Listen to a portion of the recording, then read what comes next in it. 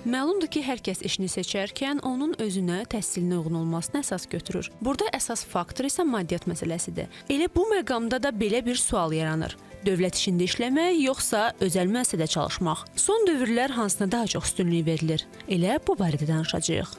Bugünkü gündə özəl işdə işləmək daha sərfəlidir. Özəl olsun, istər dövlət olsun, yetkin üçün işində məsuliyyətli olacaqsınızsa, mən düşünürəm ki, o qədər ciddi bir fərq eləmir. Dövlət işində işləmək yaxşıdır. Çünki bayramlarda evdə olursan, ondan sonra istirahətlərin olur, məzuniyyətin yaxşı olur. Özəl şirkətdə həftənin 6 gün işləyirsən, bir gün istirahət, maaş az.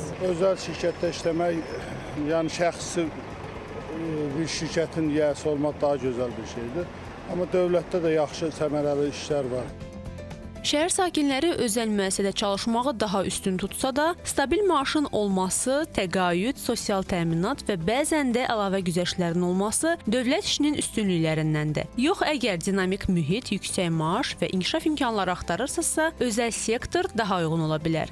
İnsanlar dövlət müəssisələrinə üstünlük verirlər ki, və fikirləşirlər ki, bunlar daimi iş yeridir. Sahibkarlıq subyektinin, özəl müəssisə rəhbərinin müflis olması, həmin müəssisənin bağlanma təhlükəsinin olması bunların iş yerlərinin itirilməsinə səbəb ola bilər. Gənclər arasında isə aydın məsələdir ki, onlar daha çox rentabelli, daha çox gəlir gətirən özəl müəssisələrə üstünlük verirlər. Və bu da xüsusilə də özəl müəssisələrdə daha çox beyin axınının, yaxşı savadlı kadrların həmin müəssisələrə cəmləşməsinə səbəb olur. Sərbəst iş qrafiki və əlavə qazanc özəl sektoru daha cəlbedicidir. Bəs maraqlıdır, bu barədə mütəxəssis necə düşünür?